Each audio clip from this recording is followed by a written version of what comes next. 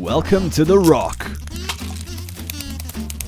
We hope what you watch today inspires you, and we'd love to hear your questions and comments via Twitter at The Rock of York. You can also find us on Facebook or contact us through the website at www.rockofyork.co.uk. In the meantime, let's crack on. Okay, good evening. I have to say the whole night tonight has taken a huge amount of work, and all credit to the people that have put hours and hours in, and the research that, even for what I'm going to say, Chris has spent hours researching it, and hopefully I'm going to get the messages through, because it really, really is very, very fascinating. Now, I don't know which category you fit into when it comes to Halloween. There are some people that love it, absolutely love it as an evening, as a celebration. There are some people that think it's a little bit like, oh, can't really do Halloween, there's danger spots to it, something that we should be avoiding. And there's some people that literally don't care.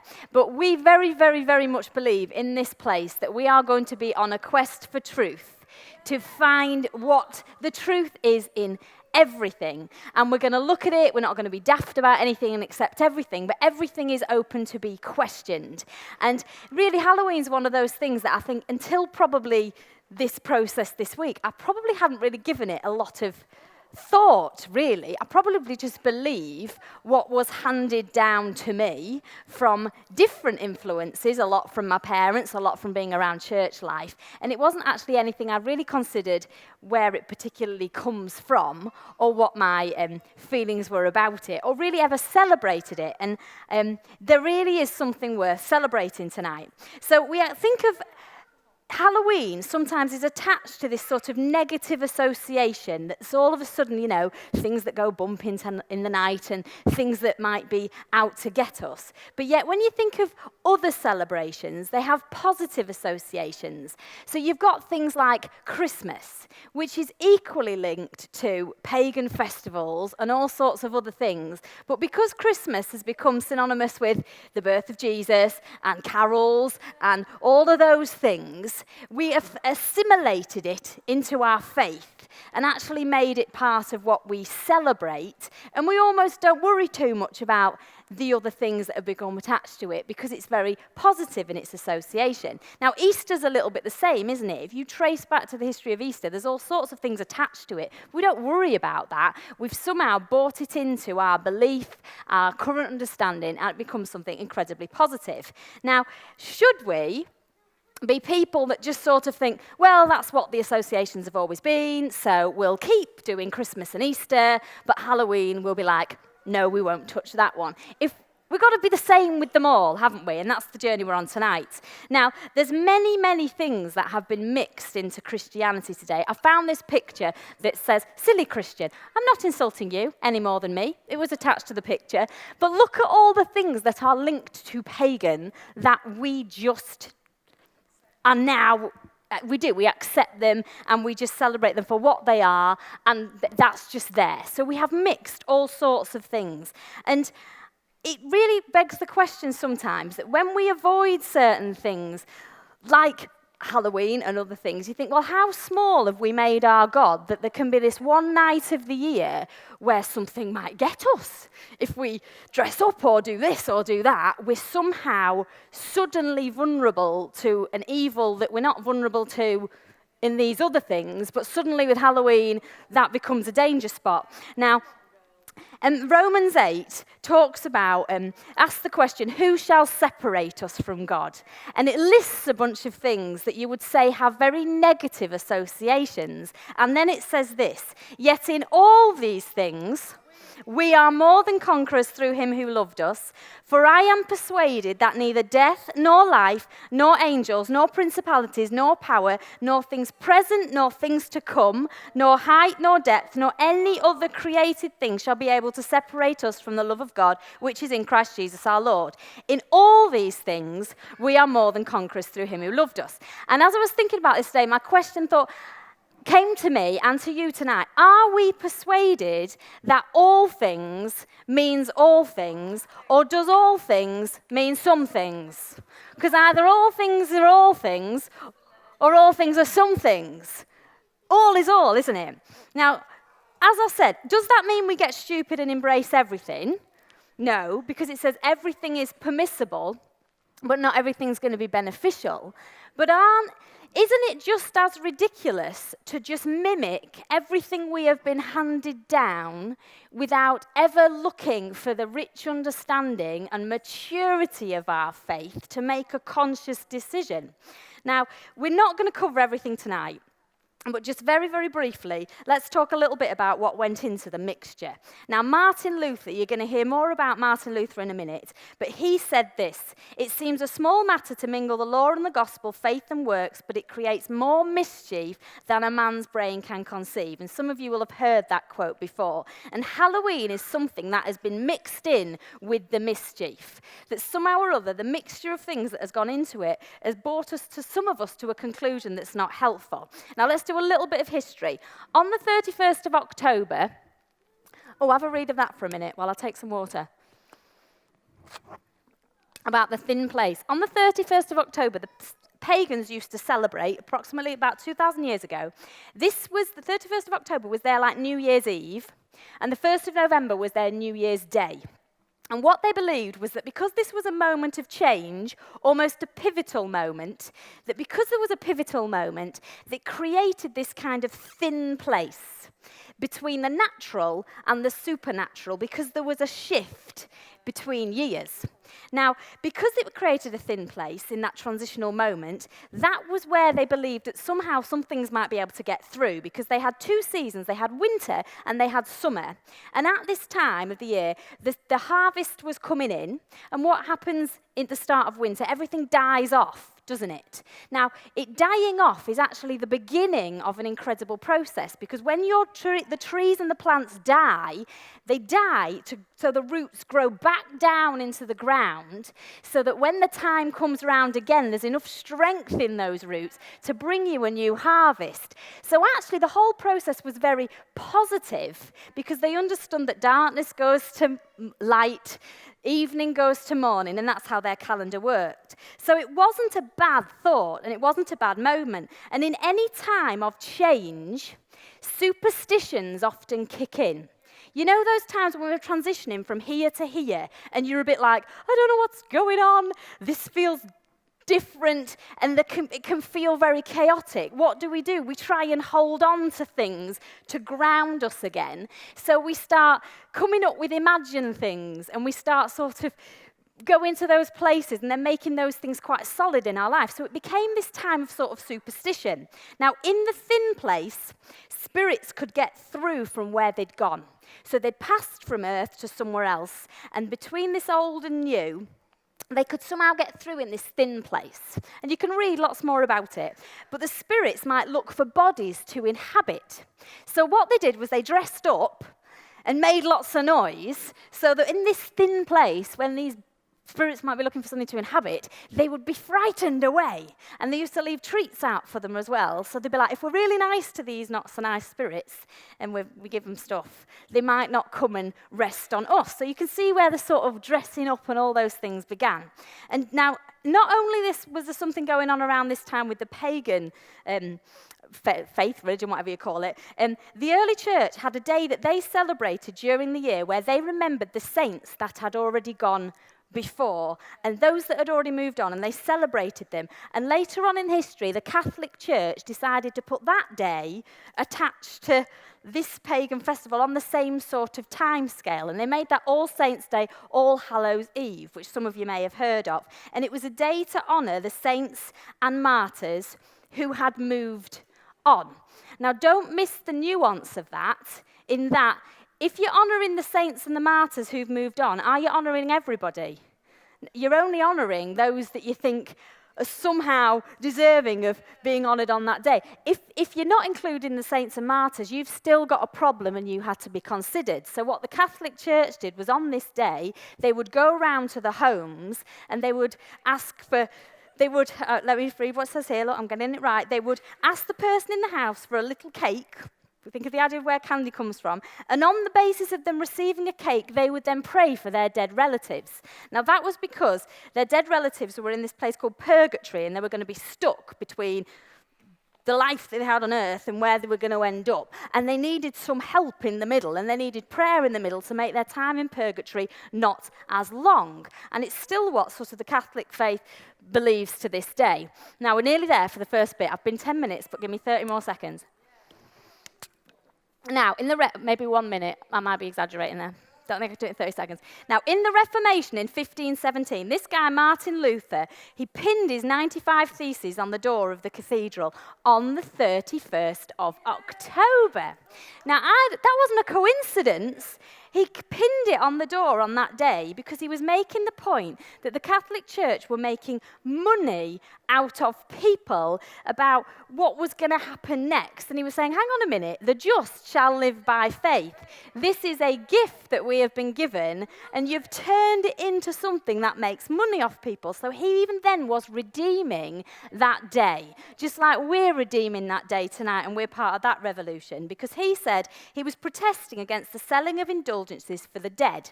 Because if you think about it, you could only buy it if you could afford it. So if you were poor, not only were you suffering in this life, but your relatives were going to stay for longer in purgatory because you couldn't pay for them to have a shorter time. So you were suffering now and you were going to suffer then. Now you think, well, that's terrible, but if we're not careful, we still do that. If you don't believe the right thing, say the right thing, assign yourself to the right religion, not only will you possibly suffer in this life, but you're going to suffer in the next. I mean, consider that we can believe that if we're not careful. Now, last bit. As the rituals and beliefs around Halloween were merging, Christians also started to dress up. They weren't dressing up because they were afraid that in this thin place an evil spirit could get them. They were dressing up because they understood that death had been conquered, that the sting had been taken out of it. So they dressed up to make a mockery of the fact that anyone was going to be afraid of death getting them, because they knew that death was conquered. So they did it as a celebration of what they had understood. Now, as we continue on our journey tonight and that redeeming of the story, let one thought come to rest, that we are not afraid tonight. We're not afraid because perfect love casts out fear, because death has no sting, because the grave has no victory. So as we continue, don't let anything make you afraid, because there is much to redeem and much more that you're going to hear tonight, and it is all incredibly, incredibly good news. So let's carry on. I was 12 minutes. That's quite good for me, I have to say. Right. If you have been listening, there's probably no need for me to sort of say what I'm going to say, because it's all been in there. But just to sort of pull together the ideas you've heard about what is the redemption bit of Halloween.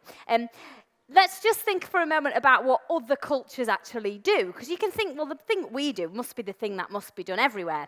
But in some countries, especially sort of places like Mexico, they actually celebrate and have a Day of the Dead, where what they do on that day is they all gather together as a family, and they do various things as well to remember those that have passed and to be helping them on their spiritual journey wherever they have gone. And they do things like gathering round the grave, and they might bring the person's favourite possession or food that they liked or drink that they liked. And it's almost in that moment, they have almost this moment of remembrance and this almost moment of coming together with those people again. Now, there's all sorts of things that go on like that in the world, and it may not be what we believe or want to believe, and we may not take it that far, but there are all sorts of other things going on. Now, we perhaps don't want to go that far sometimes because we can be a bit afraid of death, especially if we believe that those who might have gone somewhere else may be in trouble where they've gone. And if you've been raised with quite a traditional view of Christianity, you'll understand what I mean by that. But when we believe that, we actually stop believing in the finished work of Christ for everybody, because we start to think, well, it's not really finished, it's not for all, it's just for some. And we go back to the things we talked about. Now, you've just heard about Christ the victor and how that was the concept, the undefeated one. And when this idea was first put in, everybody liked it, but then over time, other people said, oh, hang on a minute, if you tell everybody that, how are you going to make them afraid enough to make them behave? So we better add some other things, mix some other things into this message, because otherwise you're not going to be able to have enough control over people because they're not going to be afraid enough to do what you want them to do. So let's mix in this idea that, like with all the Greek gods, there's a big angry God who just wants to zap you, but it's all right because if he actually zaps his son on your behalf instead, he can like you. So Jesus can come and rescue you from God. Not, there's a loving Father who all times, forever and ever, has been always drawing everybody and reconciling them to himself. You've not got these split personalities going on. Now, in other cultures, the dead are ruled in the underworld by a baddie and a goodie. And it's easy to see where those sort of ideas have come from. And instead of a heaven and hell, some cultures have a land of the remembered and a land of the forgotten. And if you're in the land of the remembered, it's because the ones who remember you and send that love to where you are, that means that place is happier than if you're in the land of the forgotten. Now, again, we can almost think, well, that's a bit weird. But what do we do every the 11th of November? In a couple of weeks' time, what do? We remember those who have gone before us, those who gave their lives for us. It's often linked, it's wartime, isn't it? It's linked to. But we take a moment on that day to remember the place they played in our history and to remember and honour the contribution that got us to here, which is wonderful. Now, in Hebrews 11, there is a whole chapter that talks about what people whose stories appear in the Bible did by faith, by faith, by faith. And you've got people like, it goes Abel, Enoch, Noah, Abraham, Sarah, Isaac, Jacob, Joseph, Moses, and then the list goes on. And there's people listed, almost like in a sort of roll call of history. It says, by faith, this is what these people did. And they're listed for their contribution to the story so far. And then in chapter 12, it talks about how we're surrounded by this great cloud of witnesses. And because of their place, now let's take our place and run the race. Which side is it on? Run the race marked out for us. So in the same way they did their bit by faith, we remember them, to honour them, to be inspired by them, to take our own place in the story by faith. And it's a wonderful, wonderful thing. Now, let's keep tonight the main thing the main thing. And I'm not afraid tonight of seeing children knocking on the door dressed as zombies wanting sweets. I'm not worried for their safety and their spirituality. I'm really not. I am more afraid, even though that sounds contradictory because love casts out fear, but I'm more concerned at the other things in our world that are the real terrors. Not the imagined ones, but ones about cruelty, unkindness, discrimination, those things they're the things we must oppose. They're the important things that we must oppose, and they're the things that we must redeem. And I do sometimes wonder how we do sometimes look like silly Christians when what's the verse that Jesus said? You swallow a gnat and strain a camel. Well, no, it's the other way around. Which way around is that? You know what I mean. Strain a camel, you do. Anyway, the one that means you make the small things the big things and the big things small. You know what I mean. Now, the irony of our so-called faith can be that we are more afraid of a Satan who becomes as big as God than we sometimes are of the unkindness and the intolerances in our own heart. And that can't be the case, can it? Now, dressing up as a ghost can sometimes, seeing people dressed up as things like that can sometimes be a bigger problem to us than actually people being excluded on the basis that their holiness might not quite look like ours. We have to include on the basis of more than that. Now, should there not be honour for those who have gone before, and a celebration that for those that have gone before in my life, in your life, that death is not the final word for them, and that the part they played in their story means we have our part to play in our story. Is that not something that we should take a moment to celebrate? I think so, and we're going to do that in a few minutes. Because as you've heard tonight, oh death, where is your sting? And the version I read said, oh Hades, ladies, where is your victory? So you can call it whichever you want. Now, we can redeem Halloween, I believe, as our own All Saints' Day, where we remember those that have gone before. And we're going to have a wonderful moment in a few minutes where we do that, because Hebrews 2 says that he tasted death for everyone, and he talks about bringing many sons to glory. Now, how many is many? You know, I mean, that's a long conversation, isn't it? But love wins. Love wins. And we have heard tonight how death is conquered for all men. At all times, God is reconciled all things to himself. Now, we are called to live a rich life and to be on a quest.